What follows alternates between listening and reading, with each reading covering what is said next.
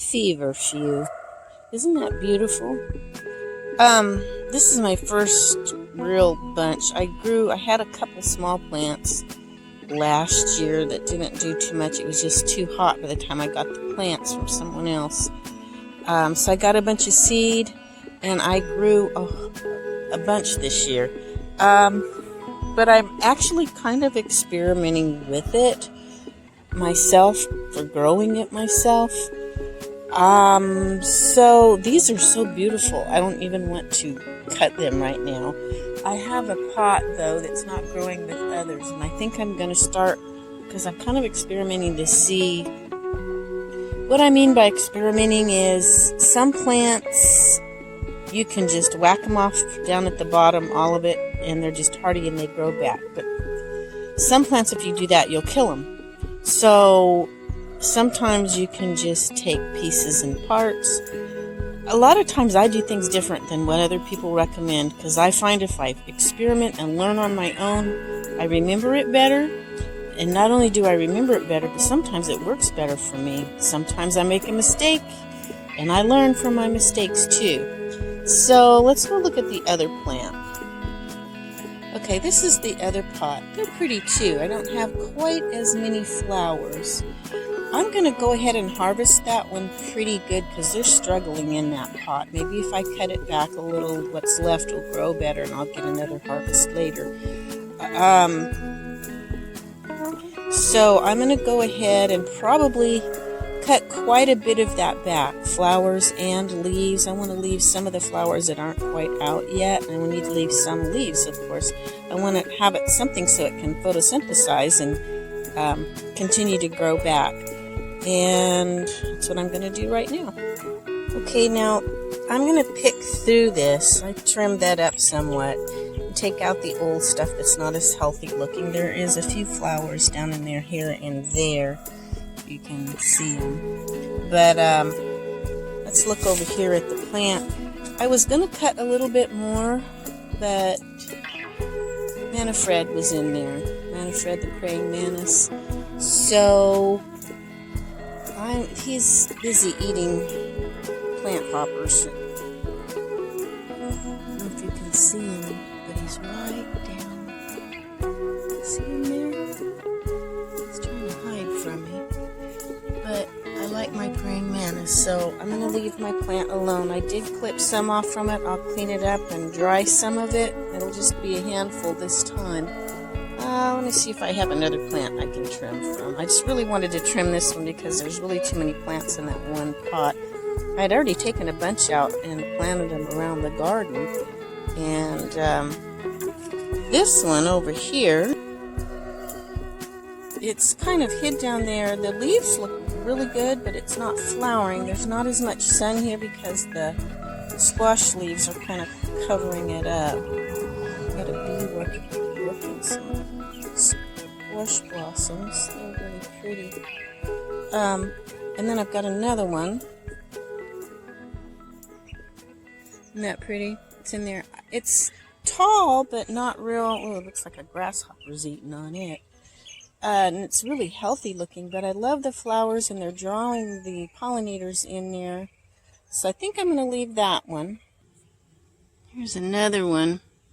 It's, I could trim up the leaves around the bottom. I kind of want to leave the flowers on this too, because they'll draw the pollinators in to pollinate when my pink beans start blooming.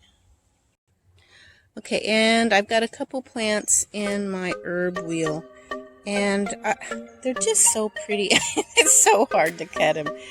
I may cut a little on that one over by my pink beans, and then I just won't have a lot to harvest right now. Maybe I'll get more courage to harvest some more later. I'll see how cutting on them does this time, and how they respond, how they come back. Like I said, I'm still learning the plant a lot.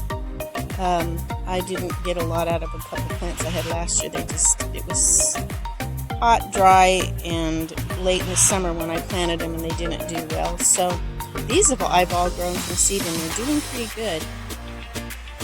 And I actually got a good little bunch. I clipped on the 2 different plants.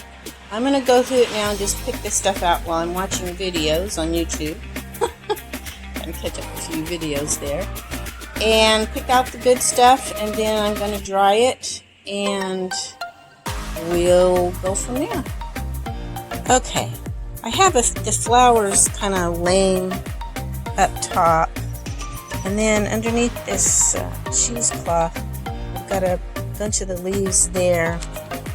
Let's see how they do on these trays. I've got some there, and some more underneath, and the very bottom is some other things that I'm drying.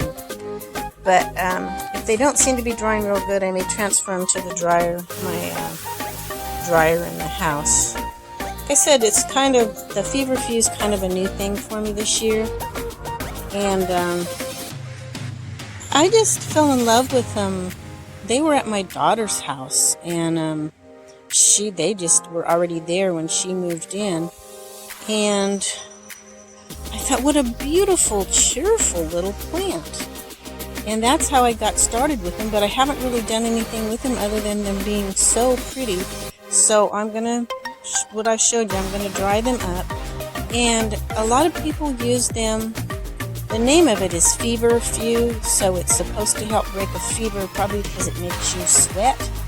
And that, when you break into a good sweat, that'll break your fever.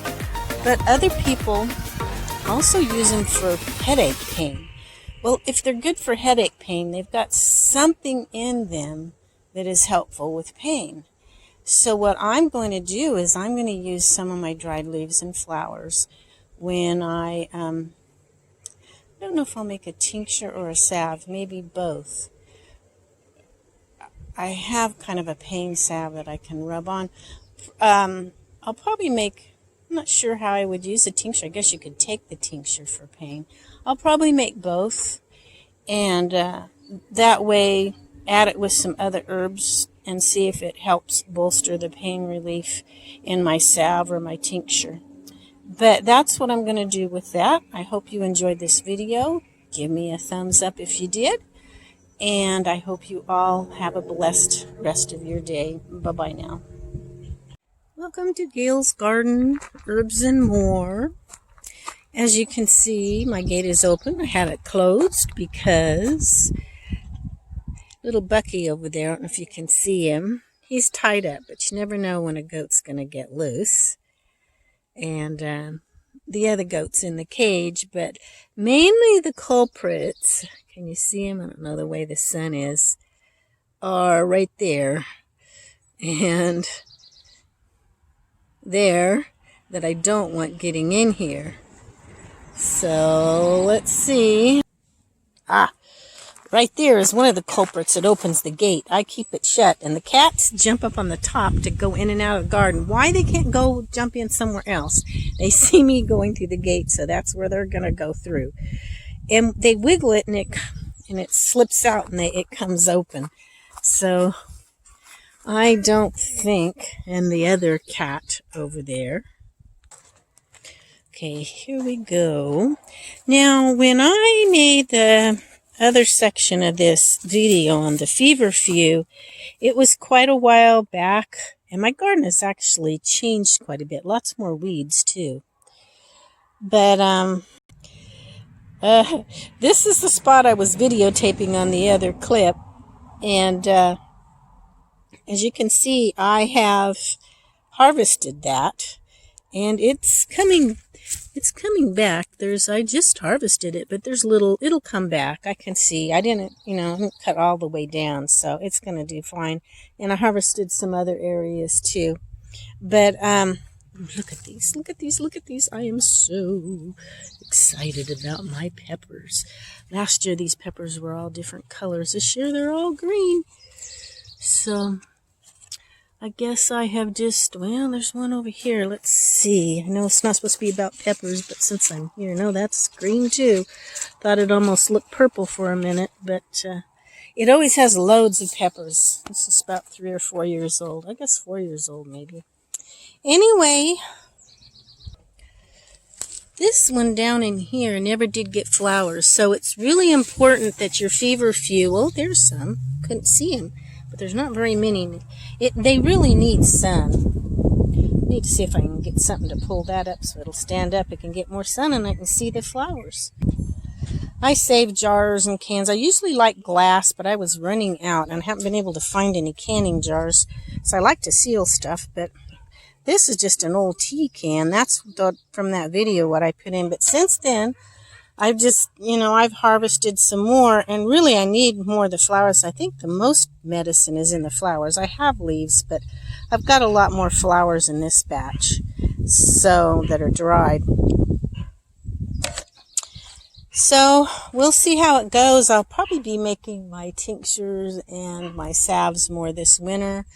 Right now I'm just in the middle of doing, getting everything put up, but it's cooler to work and do that, and I won't be as busy in the garden. So anyway, I will bid you all adieu and hope you enjoy this little video. And if you have any questions, just ask below. Hope you all have a great rest of your week. Bye-bye now.